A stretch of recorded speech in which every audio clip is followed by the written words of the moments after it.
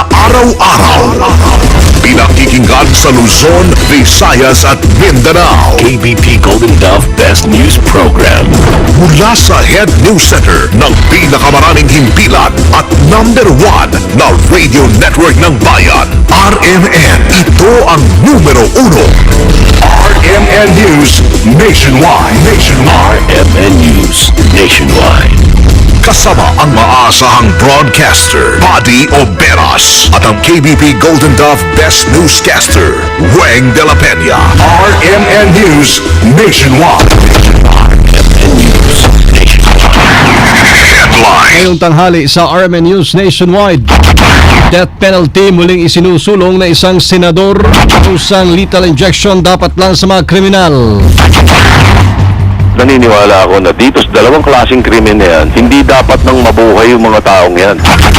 Pagpapatupad ng charter change, malaking tulong sa ekonomiya ng bansa, transportasyon, edukasyon, karagdagang trabaho, ilan lamang sa kayang maibigay. Pwede na 100% ang mga investment sa transportation, development of natural resources, mga franchises of public utilities, education, mass media, advertising, at saka mas marami ang job creation. Breakaway group ng MILF na may pagsanib puwersa sa MNLF. Patay sa patuloy ng mga bakbakan sa North Cotabato, makit na sa 37. 100%. Tapagat namin kasi kung tutulungan kami sa pakikipaglaban ay kahit na baboy ay tatanggapin namin. Patay sa pananalasa ng bagyong Agaton pa rin. Mas 6 at 6 na.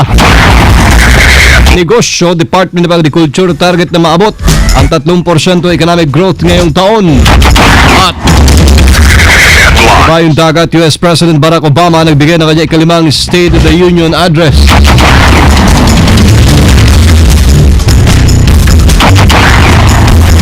State of our union strong. And here are the results of your efforts. The lowest unemployment rate in over 5 years, a rebounding housing market, a manufacturing sector that's adding jobs for the first time since the 1990s.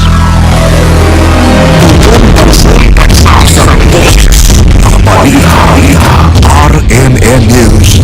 Ang pinakamalaking mga balita. Abot sa bawat Pilipino. Saan man sa bansa.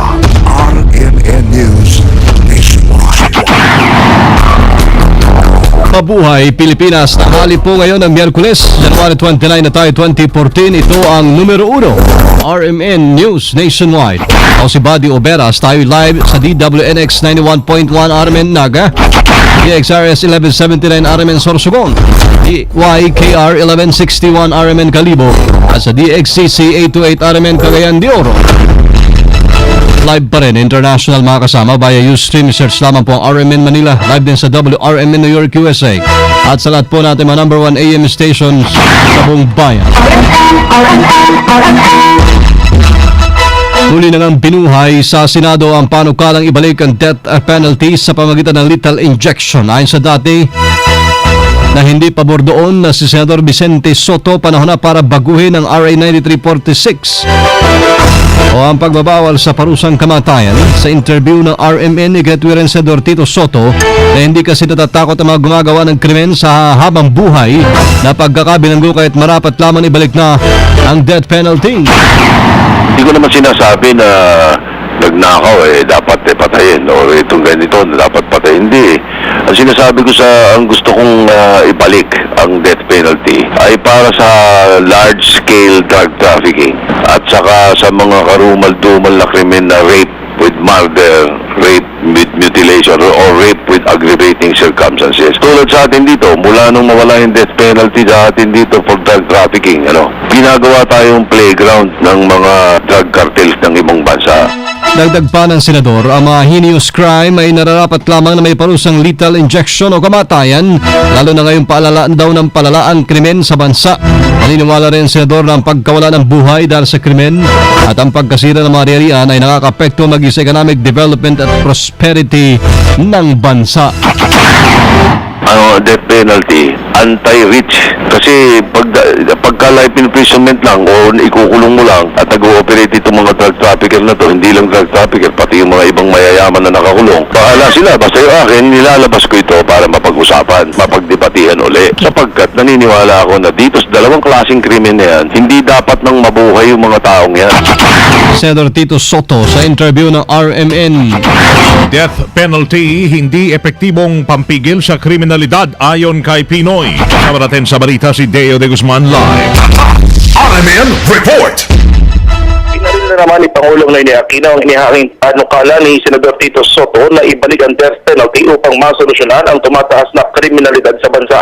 Ayon kay Pangulong Aquino, isa sa isang ambush interview kanina matapos ang pagdalo niya sa The Outstanding Filipino Award sa Muntinlupa City, pag-aaralan pa rin ang panukalang ito pero hanggang hindi pa naisa sa ayos ang justice system sa bansa ay hindi pa ito dapat ipatupad.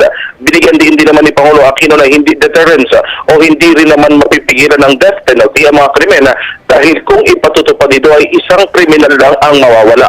Ang importante niya at mas epektibo ay ang mahigpit na pagpapatupad ng batas at mahuli at makulong ang mga kriminal. Kasama mo sa Palasyo ng Malacanang, Deo de Guzman, Patas RMN.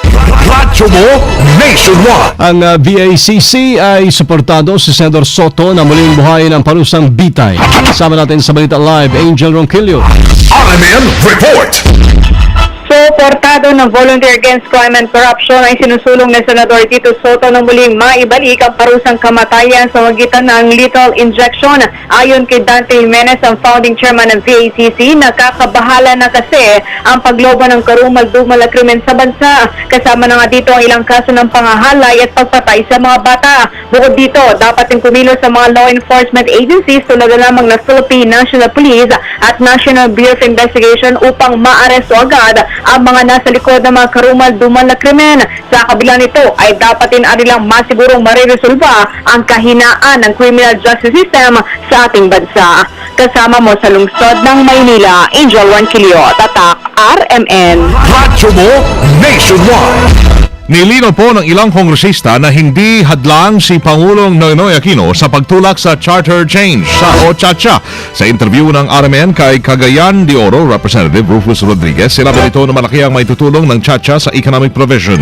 Una anyay sila'y pinulong ni House Speaker Feliciano Belmonte at sa mga piling kasapi naman ng Constitutional Amendments Committee na pawang mga abogado lamang. Ayon pa kay Rodriguez, kapag naamyandahan ang CHA, ilan lang anya sa uunlad ay ang sektor ng kalakal, transportasyon, edukasyon, karagdagang trabaho sa mga mamamayan at iba pa. Ang House of Representatives that is headed by Speaker Belmonte has pushed for the joint resolution number 1 na magchachacha only on economic provisions, not anymore on political amendment. Pag tayo ay i-amend na natin ito at saka ating amend na pwede na 100% ang investment sa transportation, development of natural resources, franchises of public utilities, education, mass media, advertising, at saka mas marami ang job creation natin dito sa Pilipinas. Gid pa ni Rodriguez na ito na ang tamang oras upang buksan ang ating bansa sa mga dayuhang sektor upang hindi tayo mahuli sa pag-unlad gaya ng ibang ASEAN countries. It's about time na tayo na lang bansa dito sa ASEAN nagli-limit ng investment ng mga foreigners into our country. Meaning, kung kolele tayo, ang pera ng mga foreigners, ng mga investors, andun sa Vietnam, mas mataas na sa atin ngayon sa investment, sa Singapore, Malaysia. So that is why we have to be at par. Pangalawa, kailangan mag-open tayo, hindi lang because we need more investments here, but because that is a requirement of the ASEAN integration. So yun ay tayo ay mahuhuli nitong ASEAN integration at saka mahuli tayo in the world development of the economy. Dagdag pa ng kongresista na target na may akyat na sa plenaryo ang CHA resolution nito pagdating sa buwan ng Hunyo. Pinabulaanan mga kasama ng BIFF o Bangsamoro Islamic Freedom Fighters ang ulat na umakyat na sa 21. Ang nasawisan na ng panig sa interview ng RMN kay Abu Misri Mama, tagapagsalita ng BIFF, sinabi niya na sa panig ng sundalo ang maraming nasawi habang 7 lamang sa kanilang mga kasamahan ang pawang sugatan. Gid pa ni Mama, ang militar ang una ng gulo sa kanila kung saan nilusob naman ito ang kanilang mga kampo. Kanina lang ay bakbakan pa rin ng Bangsamoro Islamic Freedom Fighters at saka mga AFP terorista. Mismo sa bayan ng Datupian pumasok yung mga sundalo kaya nagkabakbakan. Totoo yan ay kapag may pinag-usapan ng gobyerno at sa kayo Mayrit ay aatakihin naman kami para kami ang pagbintangan na magsabotahe sa sabi nila usapan pangkapayapaan. Hindi BIFF ang namatay. Siguro sa sundalo yan kasi yun ang nakikita nila. Yung sa amin, ito ang nasugatan, mga dapulis lang. Malugod naman anya nilang tatanggapin kung sakaling mag-alok po ang Moro National Liberation Front o MNLF na sila'y magsanib puwersa.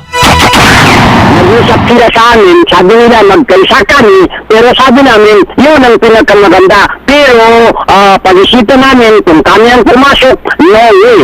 Kung sila ang pumasok, titingnan namin sa qualification, kung qualified sila sa Islamic freedom movement, ay bakit hindi? Pero kung may tutulong sa amin, mas mabuti. Ganun po. 100%. Tatanggapin namin kasi kung tutulungan kami sa pakikipaglaban ay kahit na baboy ay tatanggapin namin. Nanindigan din si Mama na hindi sila may kisali naman sa Bangsamoro Framework Agreement ng gobyerno at ng MILF. Ang patay sa patuloy na bakbakan sa North Cotabato umakyat na sa 37. Sama natin sa Balita Live si Rhea Mamogay. RMN Report. Umabot na nga sa 37 ang kumpirmadong nasawi sa panig ng Bangsamoro Islamic Freedom Fighter sa pakikipagbakbakan sa mga pulis at sundalo sa Maguindanao at North Cotabato. Ito ang kinumpirma ni Colonel Dixon Hermoso, ang tagapagsalita ng 6th Infantry Divisions ng Philippine Army. Isang sundalo na rin ang napatay samantalang 7 iba pa ang sugatan matapos masabugan ng IED at mortar ng BIFF. Ang pinakamalalang bakbakan naman ayon kay Dixon ay nangyari alas 9 kagabi hanggang alauna kanilang madaling araw sa Damabala sa Datupiang Maguindanao. Sa ngayon bumubuo ng maliliit na grupo ang BIFF at tinutugis ang ilan sa mga ito sa Barangay Ganta sa Sharif Saidona, Mustapa sa Maguindanao. Ngayong araw sana magtatapos ang operasyon ng pwersa ng pamahalaan laban sa BIFF pero humiling sila ng 72 oras pa para maklear ng husto ang lugar bago tuluyang makauwi ang mga lumikas na residente. Kasama mo sa Campo Aguinaldo, Rhea Mamogay, Tatak RMN. Radyo mo nationwide. Sa mga lipas po ang halos 2 linggo umakyat na sa 66 ang nasawi sa pananalasa ng bagyong Agaton. Pati sa tala ng NDRRMC, pinakahuling na dagdag sa listahan ang nalibing sa landslide na si Antonio Manla, 54 anyos ng Andap, New Bataan. At ang nalunod na si Eliseo Zamora, 57 ng Barangay Fatima, doon din sa lugar. Bumaba naman sa Siama, nawawalat habang napako na sa 85 na sugatan. Lumobo sa may 527 million ang halaga po ng pinsala ng pag-ulan sa panig to ng agrikultura at infrastruktura. Habang nasa 100,000 residente man ang patuloy na nanatili sa may 200 mahigit na evacuation centers. Ilang bandidong grupo hinimok muli sa usapang pangkapayapaan. Kasama natin sa Balita Live si Conde Bata. RMN Report. Hinimok ni House Defense Committee Chairman Rodolfo Biazon sa Communist Party of the Philippines na maging bukas muli sa usaping pangkapayapaan. Iginit ni Biazon na dapat umarap na rin ng CPP, NPA, NDF sa negotiating table ng walang anumang preconditions. Nangangamba kasi si Biazon na posibleng mauwi muli sa wala ang peace talks dahil palaging sinik noon ang preconditions na hinihingi ng grupo bago pumayag sa negosasyon. Noong Abril ng nakaraang taon ay pinutol ang formal na negosasyon na pamahalaan sa CPP, NPA, NDF dahil sa hindi pagkakasundo sa deklarasyon ng ceasefire ng dalawang panig. Sa uling payag naman ni CPP Founding Chairman Luis Salandoni ay sinabi nito handa pa rin ang grupo na makipagnegosasyon ngunit dapat na igalang ng gobyerno ang nakaraang kasunduan ng dalawang panig. Kasama mo mula sa Kamara, Conde Bata, Tatak RMN. Radyo mo nationwide. Ayan po na ibang Pinoy na nahuli doon sa crackdown operation sa Malaysia. Sinilip na rin ng Philippine Embassy. May balita si Joy Sandra. Live. RMN Report. Inaalam na rin ng Philippine Embassy sa Malaysia ang kalagayan ng iba pang Pilipinong nahuli sa crackdown operation sa Malaysia. Kasunod ito ng report na isang Pinoy architect sa Kota Kinabalu ang minaltrato ng Malaysian authorities habang nakakulong. Sinasabing inaresto si Reste Rosales dahil walang maipakita mga dokumento. Una nang nagpadala ang Philippine Embassy ng kanilang kinatawang sa Kota Kinabalu para alamin ang kalagayan ng iba pang Pilipinong nakakulong matapos ang crackdown operation. Kasama mo sa DFA, Joyce Adra, Tatak RMN. Radyo mo nationwide. RMN News Negosyo. Target ngayon ng Department of Agriculture na makamit ang 3% economic growth sa sektor po ng agrikultura para sa paglakas sa produksyon ng pagkain sa bansa sa taong kasalukuyan. Ayon kay Kalihim Proseso Alcala, ito ikaugnay sa isinasagawa nilang pagpapatupad ng mga programa na magpapalakas po sa sektor. Naisaan niya nilang makamit ang nasabing target digit sa pangisdaan dahil sa pagkaroon muli ng pagkataon na makapangisdaan ng tuna sa may bahagi ng Pocket 1 sa karagatan ng Pasipiko. Hindi yung tinatawag na banamay o hipon na lumalaki ang pangailangan sa supply sa ibang bansa gaya ng Japan, Hong Kong, Singapore at Estados Unidos. RMN News Abroad. Umaasa si US President Barack Obama na babalik muli ang tiwala ng kanyang mga mamamayan sa kanyang liderato sa kanyang ikalawang termino. Ito ang nahimpayag ni Obama sa kanyang ikalimang State of the Union Address na sumentro naman sa kapaligiran, enerhiya, economic inequality, immigration at pagpapalawig sa pagpapaunlad sa mga miyembro ng middle class. Ayon kay Obama, alam niyang lumalala ang inequality pero bubuo umano ito ngayon ng set of concrete practical proposals para sa mabilis na pag-unlad pa ng Amerika sa pamamagitan ng pagbibigay ng magandang oportunidad.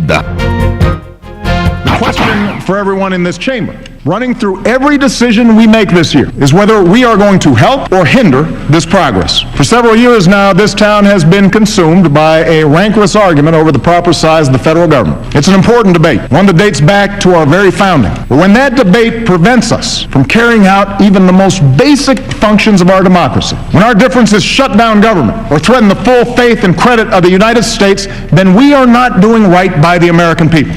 As president, I'm committed to making Washington work better and rebuilding the trust of the people who sent us here.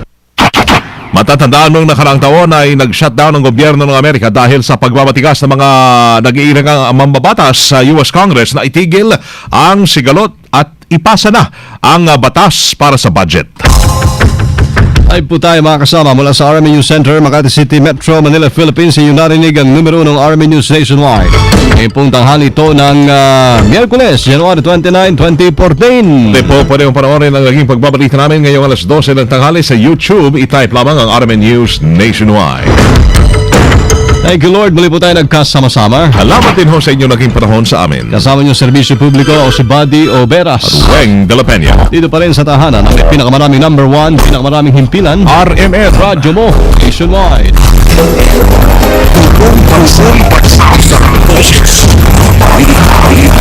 RMN News Nationwide.